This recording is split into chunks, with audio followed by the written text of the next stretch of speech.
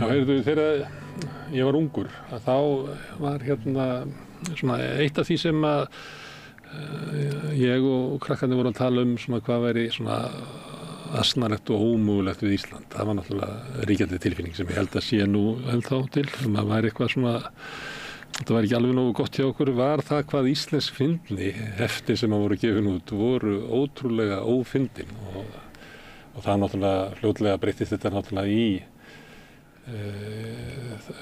það að þessi hefti voru notuð til þess að hlæja og líklega hlógu við ekki eins mikið af neinu eins og íslenski fyndi því að hvað hann var ófyndin. Og nú er komið bók sem að fjallar þetta, Þórunn Valdimarsdóttir. Þetta er velkomin. Gerðu þú þetta ekki líka, lesa upp úr íslenski fyndi og hlæja ógeðslega yfir hvað það var ófyndið? Ég held að hún hafi ekki verið til á heimili mínu. Nei. Bara aðrar bækur. Þú veistu ekki af þessu? Nei, en svo vallitinn á heimili mitt, Eggert heitinn, eiginmaður til 34 ára, hann átti afa sem elskaði þetta og hann tilbaði þetta af því hann hafði kynnt sér þetta sem sakfræðingur og það voru heilu skápar fullir af þessum útslitnum en svo ég fæ á síðust ár hefur ekki alveg fengið frekjan í mér listamannlaun allt árið þannig að það hefur þurft að sækja mér eitthvað fræðiverkefni að ég er mjög praktísku maður til að fylla upp í og vera með laun og svona, ekki vil maður vill fá sitt úr því að samfélagi segir að það megi. Og þá bjó ég mig til þetta, verkefni? Já, en ég líka... Er þetta rannsókn? Þetta er rannsókn, já. Þetta er fræðileg rannsókn. Ég er mjög fljótlegt að komast að þeirri niðurstöðu að þetta er ekki fyndið. Já, þú eru bara að lesa, elska mín, Engálskaflan, þar sem er fjalla, bæði Gunnar frá Selalæk, þessi snillingur, lögfræðingur, sem gaf þetta út, hann eiginlega datt út á þingi, Framsóknarflokkinn, hann var líka merkur hesta, mjög margt merkilegt í hans ævisögu sem segir frá í innganginum, en hann samdi sjálfur við fyrsta hefti íslenska fyndni 1984, minn mig inngang kímni, hafði kynnt sér kímni hér og erlendis og fjallar þá munin og niðurstaðan sé svo að íslensk sé meira nasti og eitthvað svona, þú veist, þetta er náttúrulega stór hluti hugmyndasögunar þetta og ég held að Eysteinn vinur minn sagði hann sagði ekki nasti, hvað sagði hann? Já, hann náttúrulega talaði íslensku sem átti ekki Illkvittni. Það eru alltaf mátt sletta þannig að þessi fjölnismenn komu. Ég er bara að velta fyrir mér í hverju íslensk fyndni sé. Nei, kvikindisleg. Kvikindisleg? Já, hlæja ófyrir náungans. Já, það er náttúrulega gert víða að kallinn sem er dettur rassin er náttúrulega fyndið á öllu tungumálum. Já, það er svo gaman spekulur í hvað þessi fyndni sé. Hluta til er það eitthvað, ég man bara, þegar við vorum lítil þá Ómar Ragnarsson, allir hans brandarar voru fyrir neðan mitti og þá vorum við eitthvað aðeins meira heipp og slök í klofinu og þá horfðum maður á hvernig eldri kynslóð hló af einhverju sem var aðeins í einhverju. Það mátti ekki segja. Nei, já, en það var bara svo það byrjaði alltaf fjórðöld eftir Krist banna að byrja út stúlkubörn, þá kom offjölgun og þá var kirkjan að regulera kynlífið og banna. Þú máttu eina konu, bara ríða henni, einn kall og af því að það var svo dýrt að halda uppi á sveit og hryllingurinn í samfélaginu ef að börnum voru pungast út allt. Af því að konur eru útungunavélar og hér erum við í dag með heima að springa. En það huggaði mig gagnvart hryllingi offjölgunar að við komumst öll onni í Flórída. En við setjum allt mannkinn á kemstar og í Flórída. Það er nóg pláss. Já. En áttu við að þegar Ómar byrjaði að koma með svona neðanbeltishúmor. Já. Að þá hafi verið að opna svona hugmyndum að það væri allt í lagi að eiga fleiri en Nei. Eins og þú orðaðir að ríða fleiri en einni konu. Það er sem sagt náttúrulegt að annars karlar ríða ekki, konur ríða. Þetta líka í írsku, did you write him? Af því að þá setjum við von á ykkur. Þannig að svona ég, ef maður alltaf að hugsa orð og merkingu, þá ég náttúrulega aldrei kolvitlaus. Ég nefni þetta því að ég man eftir einhvern tímann var ég að horfa á Ómar fyrir kannski svona 10-15 árum. Já. Og þá skynjaði maður alveg á salnum að þessi neðanbaltari húmor, hann allt í einu, hann flaug ekki lengur. Nei. Og hann var svona, maður heyrði bara fann kuldan sem að verið að senda upp á svið. Þannig að þetta hefur bara verið skamt tímabil þar sem að sko neðanbeltishúmorinn fyllti árshátíðina. Já, þegar mátti opinberlega,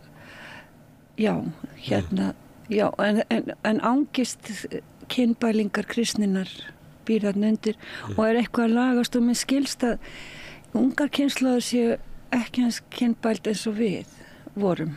Svo maður heilt líf að reyna að losa sig úr þessu. Þegar ég var lítil þá var bara kona, ef hún vildi sofa hjá kalli, þá var hóra og þá var ennþá þessi siðprófa konan og hóran og maður þurfti, þú veist, þetta hugmyndasaga. Hugmyndir eru til alls fyrst. Og svo erum við druslugöngu sem að snýst þetta. Já, sem ég vil breyti í dræsugöngu. Dræsugöngu, akkurat. Af því að ég ekki drusla, ég alltaf með fínt, en ég vil alveg vera að dræsa. Það svo gaman. Og svo orð með orð á heilanum. Þú talaði þegar við vorum unga, þá var það alltaf fyrsta maí var það þannig að þá var það ASÍ sem gekk fremst og svo kom eitthvað önnur. Svo aftast var svona fylkingin og rauðsokkurnar og þannig þú getur kannski verið bara aftast í druslugöngunni sem við þína dræsugöngu þannig aftast. Ég nenni ekki að færa þessa göngu en ég var alltaf á Gay Pride og ég var að hugsa það hvað þetta eina réttindagangan í samfélaginu sem fögur skilurðu, það fegur þinn sko en auðvitað þetta smámunir með allt þetta smámunir með miklu stærri hluti sem að í veröldinni. Ég ekki samanlegaður að þetta sé eina réttindabaráttan sem fögur. Nei, hún fögur. Gönguna sem núna í Palestínu, tjaldbúðunar og Austurvelli, mér það fagrar. Já, auðvitað elskar mig. Ég að tala litatýrðuna og músíkina, svona partístemning. Já, ok. En mikill neðabeltishúmor í íslenskri filmi? Nei, hann svo prúður, hann aldrei grófur. Hann Gunnar frá Sýrleik. Og hann svona í að því að hafi verið jú, það fullt að ég með efnisefilitt á sérstnakkurn veginn, hvað lendir í hvaða flokki hvað stórir, hver kaplar en hann mjög prúður og hann talar ekki sko kvikindislega konur eða þannig að því hann prúður maður en samt skínu þetta dólgarsamfélagi alltaf í gegn og til dæmis í því núna, ég var alltaf eina strákun þegar lítil, ég strákstelpa en núna einhvern veginn með aldrinum þá ég fann að sjá betur að ég hef alltaf fengið að vera með þá þurfti ég ekki að vera svo mikið að hugsa kvenréttindi nema hvað ég hef alltaf dreigið allt fram þegar ég skrifa bækur sem ég hef fundið. Þú fyrst að vera með strákur? Já, one of the guys alltaf strákstelpa alltaf í buxum. Og ertu þá þannig heldur þú sett með svona veikari svona sans fyrir kvenfrelsisbaráttunni út af þessu að þú sérð hana eiginlega innan lífinu? Það ekki fyrir það brennir á manni þegar maður alltaf í náttúrulega gömul kettling skilur, þá finn ég munina ég fyrir búð og einhver veit hver ég þá fæ ég mjög fagurt viðmót en það einhver halvviti sem veit ekki hver ég þá hvað þú ert gamla kettling skilur og þá einhvern veginn opnar það þegar eitthvað brennir á manni sem held að opnist og í þessari bók þá sem sagt svolítið regnbogaleg þá sem sagt ótal margar sögur konur ótal margar sögur kalla mjög margir þeirra nefndi með nafni bara ein kona nefndi með nafni og það þingkona og það hluta brandanum og hún sé þingkona skiluru, þannig að það svolítið í raun og veru reyndi ég að greina þetta og skoða þetta en með því að gefa þetta út þá þetta líka útgáfa sem ég seti í hendurnar á öllu þjóðinu og öðrum sakfræðingum og öllum sem vilja spekular í þetta lykill að hugmynda heimi horfin og tíðar og svo þessi sveitamennska sem að stór hluta þessu að við skömmuðumst okkar fyrir sveitamennskuna og þess vegna held ég að það ekki þótt fínt. Svo það líka eins og ég var að reyna að vitna í að við vorum að lesa þetta krakkar og fundum enga fyndni í þessu. Það náttúrulega þannig að það sem til á millum okkar svona, það eldist voðalega illa sko. Hérna, ég finna það valla að sjá sko 10 ára gamla bíómynd sem ekki orðin eitthvað sko skrítin í forneskjunni og það bara örlítið af sögum og ljóðum og fleira sem lifir og kannski eitt af því sem lifir eiginlega styðst fyndni. Sum fyndni. Það sko, þetta að með skemmtilegast að skoða hvað lifir, alveg sama hvað það er. Svo getið það lifna aftur náttúrulega, einhvern veginn seinna allt í einu væri fólk grenjandi hlátri yfir íslenski fyndni. Það væri myndið bara að hitta þann tíðaranda aftur eins og stundu gerist með bókmyndir. Allt í einu bókmyndir tala mismunandi til mismunandi tíma. Það að ég segja upp á sögnum mína. Ég náttúrulega búin að svona aðeins gleymin. Það var mjög montinn, ég svo kemur alltaf norrlenska, var mjög montinn stórbóndi Suðurlandi á sem þau þurftu að breka sér á bæ. Og svo bara kannski búin að fá sér líklega, búin að fá sér neðan í því og ætlar að fá láka vinnumann til að setja á hestinn, leggja á hestinn og hann finnur hann ekki, svo hann fyrir bara að setja sjálfur snakkir á hestinn. Setur hann ekki nakkin öfugan á og þá kemur Láki og bara ríkur beinti það ætla að snúa naknum við og þá segir kallinn, hvern djöfulast að gera Láki? Þykist þú vita hvert ég að fara? Skilur. Þetta surrealistist. Svo ég sjálf með mjög bilaða kímnigái, fatt aldrei neitt fyrir mjög seint og en ég hafði alveg rosalega gaman að þessi 6 mánuði af því að þá með því að liggja svona lengi yfir einhverju þá opnast þannig að ég að leina þetta eru lyklar að horfnu samfélagi og dyr sem að hafa ekki legið fyrir og ég var svo vitlaus að ég hélt kannski að útgefandum minn vildi gefa þetta út. Nei. Þetta ekki nógu fínt. Það kom fyrirlitningin á þessu sko. Það var Bjarni Harðar á Selfossi sem hefur gefið út. Já, hann vinur minn, hann tók að sér að gefa þetta út eftir að ég var búin að lenda í hremmingu. Ég vil ekkert... Hann líka alþýðlegur maður í góðri merkingu þess orðs. Já, og hann... Hann er ekki að kalla úr snobbinu. Einmitt. Hann er dásamlegur og ég nefndi ekki að hafa hálft ár sjálfur mér í skúfu.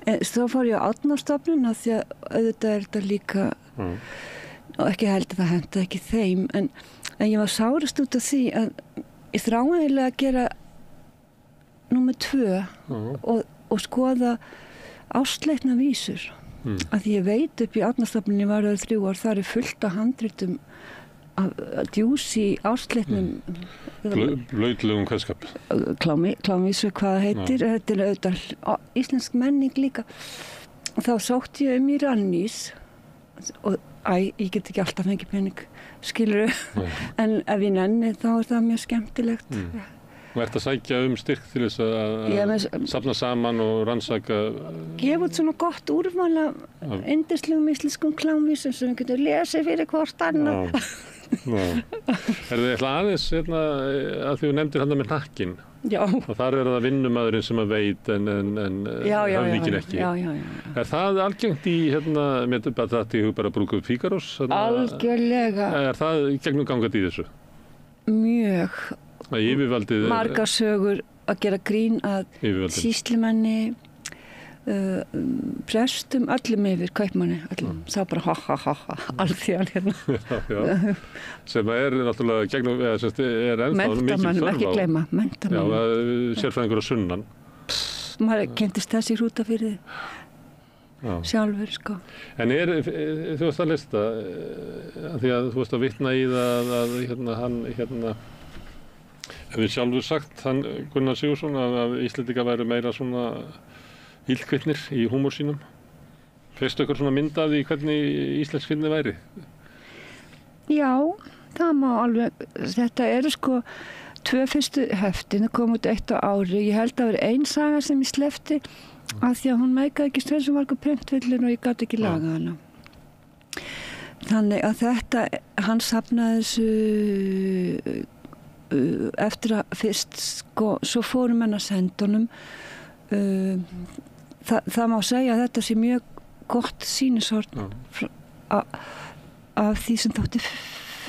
Það var þá komin líka einhver hugmynd íslensk fyndni að því að gamla samfélagi var að fara, skilurðu. Þetta var þetta er bara eins og safna þjóðvísum eða þjóðlögum eða blautlögum, hvað skap, svo fínist og gleymist.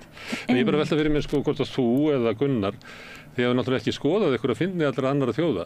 Kannski hafa allar þjóðir þessar hugmyndur að mín fyndni sé svolítið svona illkvittnisleg, því að það sem við sjáum að fyndni annara er kannski aðeins í meiri sparibúningi. Það getur fyrir lúmskara. Ég sótti mitt meiri pening og langaði að fara að skoða. Ég þurfti að fara til Berlínar og kíkja inn á söfn og reyna að finna.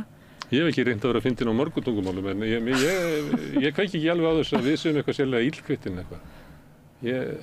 Heldur það? Kannski þá. Nei, við vorum náttúrulega svo óhefluð. Það var ekki búið að hefla okkur mannarsýrni, voru ekki búin að gegnsýra samfélagið.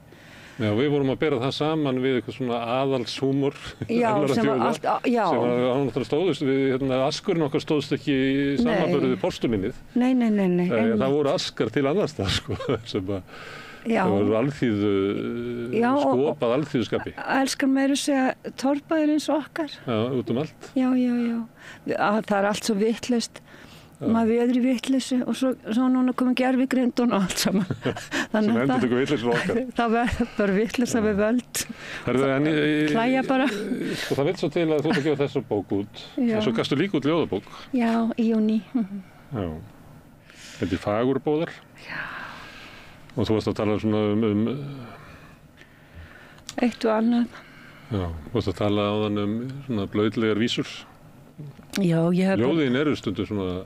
Já, það er meiri kynorka í þínum ljóðum heldur en flestra skáldar. Ég er bara með svo mikið testosteróni. Ég er með svo mikið testosteróni. Já, en ég er alveg mjög flink að klæmast svona mjög fínlega. Við sæta svona kalla. Og svo kemur alltaf þetta unarslega moment. Það var alltaf skiljanlegt en það er eins og gáði skiluru og þá þegar báður roðna og þá er djókið, það er svo gott að roðna, það er gott fyrir mænuna, það er eitthvað niður í mænu, físisk blygðunarkerfi sem lætur koma. Það þarf að losa sig reglulega, annars súrnar hennan blygðunarsendin í mænunni. Fyrsti brandar mér maður sá að maður er svo gamall allur hún er náttúruleysur. Já, það voru ekkert eftir nema að klæmast, skilur. Nei, bara leyfa okkur að vera til þrátt fyrir álag kristina hugmynda. Svo fólk að tala afhelgun, en sko samfélagi verður kristið miklu lengur, skilur allar hugmyndirnar. Já, mér finnst það ef þú myndir spyrja mig, þá myndi ég segja að ég væri kristinn. Það var bara því ég tilheyri bara þeim menningarheimi og það væri bara eins og að ganga út úr kyni sínu. Já, og maður myndi aldrei maður má ekki henda barninu með baðvatninu, sko. Og svo margt fallegt líka í kristinni menningu.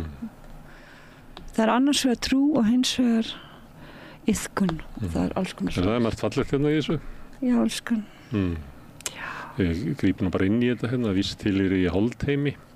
Fyrsta og síðasta boður er að biðja haminginn aldrei neitt, hún sér sig sjálf. Er það ekki? Já.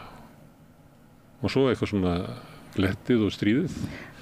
Lobbi mannæta, þegar var að eyrnamerk mínum og sleikir útum. Enn betri finnst honum naflamerkur minn.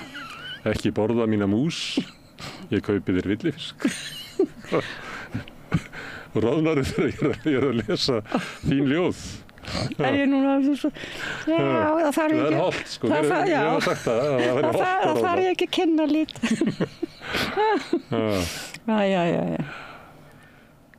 Já. Þetta, þú veist að senda þetta frá þér. Hvað ertu búin að gefa út margar ljóðabökur? Eitthvað 3-4. Það stendur hérna 4. ljóðabók. Já. Svo gaf ég líka út á ensku. Svo skáldskap og stundar fræðimennsku. Já, ég er svo vitlaus, ég held ég geti allt. Það er að því að fyrstu 2 ári voru 8 manns að slást hafa mig í fanginu.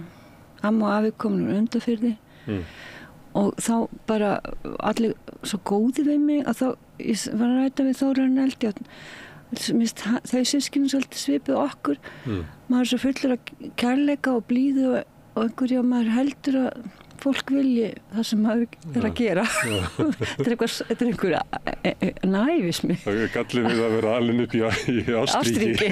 Það er að viljið mig ekki, elska mig allir. Það er erfiðleikum í þessu kalda heimi. Já. Það er alltaf að mæla með því að foreldrar síni börnum sínum ekki of mikið ástríki. Já, raskella meira, svo þau nenni einhverju.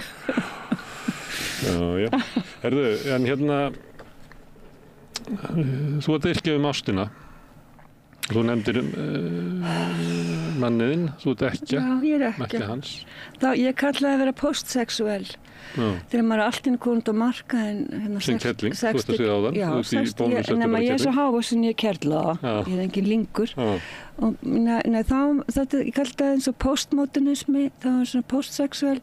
Það er ekki lengur börn til að ala upp. Ég held að falleg hjónabönd þau snúist það að ala upp öll saman, allavega minni kynslóð og svo maður bara allt í einu svo er bara farin svona skrýtni kallar sem að vilja mann og þeir vilja alls ekki láta tjóðra sig kallar sem hafa verið einhleipir alla ævi þeir vilja ekki láta tjóðra sig eða svona fingurjárna vantar ekki konu að segja sér til Nei, ég var heppin að það eru 2 félagar sem ég hef átt sem koma stundum og auðvitað ef annar bara einn vildi vera með mér alltaf þá þyrfti ég ekki að 2 kærasta en mér finnst rosalega gaman að segja sérstaklega forbókaða kerlingar að ég eigi 2 kærasta og svo segi við kalla því að ég er búin að lesa svo mikla dýrafræði og auðvitað er fjölkvæni eðlilegt í öllu spendýraríkinu þá segi við sætakalla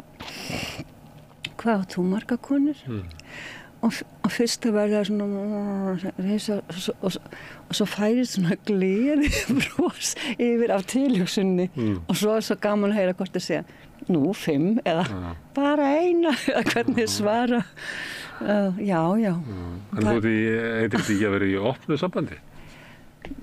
Fjárbúð tvöföld fjárbúð jú, en þetta bjargar líf minn sko að því að mér finnst það bara mannréttindi að njóta stundum ásta en sumar kerlingar orðnar náttúruleysar þá er það með stuttan baugfingur og þá fara ef kallinn vælir og segir stuttan baugfingur, hvað er baugfingur?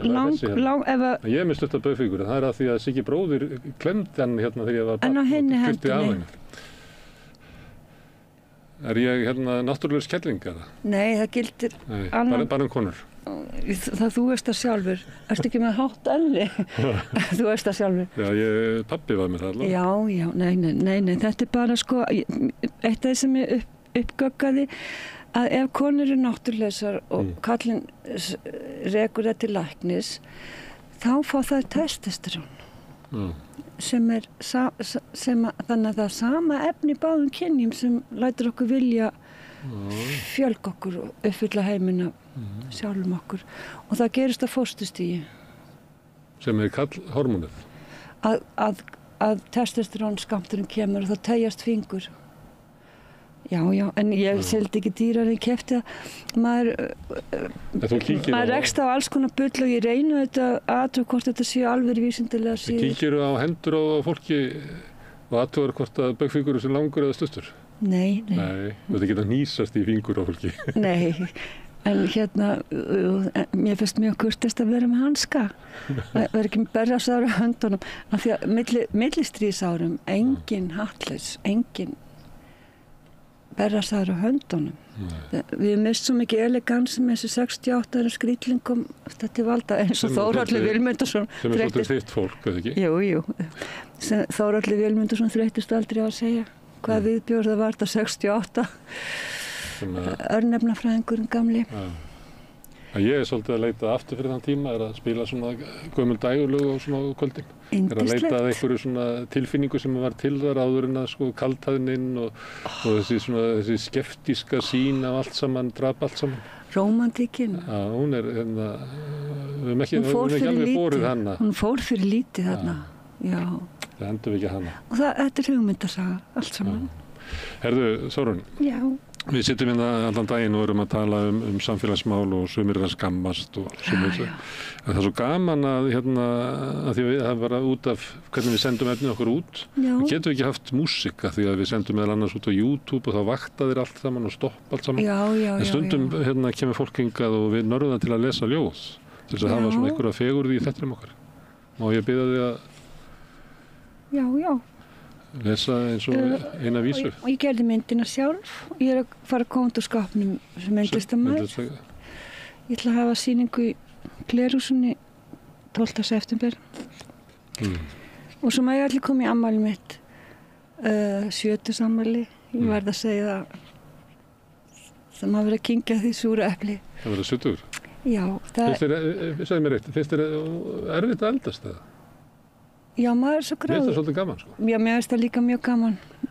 En þetta liggur í loftinu, alls konar. Nei, þetta er ég óbáslega glöð að fá að eldast. Og það er allir veikir, maður heyrir einhvern sem brennur inn eða deyr hverju viku og er komið viðbjóðslega sjúkdóma. Maður er eiginlega komin upp á einhverja ótrúlega braut þar sem maður er þakklátur fyrir hver dag. Ég segja alveg satt. Og er að lifa kannski tíma sem aðrir hafa ekki fengið. Já, og það er eiginlega hálf heilagt fólk sem verður mjög veikt og nær þessu plani. Það má eiginlega segja að allt í mannlegri reynslu hafi sína fegurð, líka dauðastríð. Hvenær verður þú 70? Sunnudaginn 25. ágúst klukkan 3 og ég er búin að panta Iðnó og hljómsveitin Stálfaxar leikur undir dansi. Og ég ætla að hafa bækur til sölu, vill engar afmælisgjafir. En ég er eiginlega að þvo Iðnó af því að við Eggert skrifum sögu hússins, 100 ára sögu leikfélagsins og bókin kom út fyrsta verslan í húsinu og svo þegar Eggert hélt ofsalega fínt 50 afmæli, alltaf grand og svo erfidrykkja. Nú er ég að þvo staðinn með því að hafa fögnuð og yngri son minn Valdimar ætlar að hafa brúðkaup heima franska konu á gamlárskvöld. Þá eru 10 ár frá því að Eggert dó. Þá þvoum við bæði stað og stund. Skilurðu, þá er ekki bara alltaf grenja á gamlárskvöld heldur að því að allt lífið er bæði ein með öllu, fegurð. Sá sem ekki getur sýrt, hann getur ekki elskað. Einmitt. Það er svolítið þannig. Já. Þannig að... Og ég ákveð þetta blindandi. Já, núna 2015 þá er komin tími til þess að elska Iðnó vegna lífinu. Já, bara allir velkomnir. Svo bara dönsum við kringu tjörnina. Eða eitthvað. Maður verður fagna. Svo er ég svo nærsýn. Koddinn minn. Lífið er blaður á barmi svarthols. Á ég hvergi hefði mín að halla? Jú, á koddan. Víst tilheyri ég hold heimi. Fyrsta og síðasta boðorðið er að biðja hamingjuna aldrei neitt. Hún sér sig sjálf. Takk fyrir þetta, Þórunn, og við endum hérna rauðaborðið í kvöld á Koddahjali með Þórunni Valdimar. Koddablaðri. Það er gaman að fá þig. Sömuleiðis. Takk. Já, þetta er endurinn á þættinum í kvöld. Ég þakka Þórunni og öllum gestunum sem hafa hingað komið og Steinunni og Birni fyrir að hjálpa til og Pétri og Laufi fyrir að senda út og ykkur fyrir að hlusta og breyta þessu samtali okkar í fjölmiðlun. Og minni á eins og áður að þið getið hjálpa okkur að byggja upp dreifikerfið með því að segja vinum á vandamönnum frá efni sem eitthvað líkar hér. Sagt frá því að við erum á Facebook og við erum á YouTube og við erum í öllum hlaðvarpsveitum, við erum í útvarpinu 89,1 á FM á Stórhöfuðborgarsvæðinu. Það má líka segja þær útvarpsendingar á spilarann, það er spilari.is á netinu og svo er spilarin líka app sem má mann hlaða niður í símann og hlusta á Samstöðina og allar íslenska útvarpsstöðvar hvað sem í heiminum eru komin í sjónvarpið til þeirra sem eru svo heppin að fá sjónvarpið sitt frá símanum. Þar eru við með 5 á fjarstýringunni. Kannski munu önnur fjarskiptafyrirtæki bjóða sínum viðskiptavinum upp á efni frá Samstöðinni sem er 24 tíma sólarhring, 7 daga vikunnar, allan ársins hring. Samfélagsumræða við þetta rauða borð og í öðrum þáttum Samstöðarinnar. Samstöðin tilraunaverkefni og þeir sem knýja áfram tilraunar eru þeir hlustendur og áhorfendur sem hafa gerst áskrifundur. Þú getur slegist í hópi með því að fara inn á samstöðun.is, það er hnappur sem ástendur áskrift, þú getur skráðið fyrir 2.500 krónur sem er grunnáskriftin, þú mátt borga meira þú vilt og því sem að kjósið getur látið áskriftin að renna sér félagsgjöldin í alþýðufélagi og það er alþýðufélagi sem áreikur samstöðuna. Þetta er fjölmiðill í eigu áhorfenda, áheyrenda og hlustenda. En þetta er orðið gott í bíli, ég ætla að segja góða nótt, en minni á að á morgun er föstudagur og þá höfum við það sem við kallum vikuskamt. Þá förum við fréttir vikuna með góðum hópi fólks klukkan 16, klukkan 4 í eftirmiddaginn. Og ég held að verið skemmtilegt á morgun. Ég var að bóka inn í þáttinn og bauð ýmiss konar fólki og meðal annars feðginum sem ég hafði ekki hugmyndum að væri feðginni. Þannig það verður í fyrsta skipti feðgin. En þetta getur orðið að fjölskyldu fundi hér á eftir. Á morgun sig í eftirmiddaginn klukkan 4. En takk fyrir í bíli og góða nótt. Segðu það á Samstöðinni. Samstöðin er í eigu hlustenda, áhorfenda og lesenda. Sláist í hópinn og gerist áskrifendur.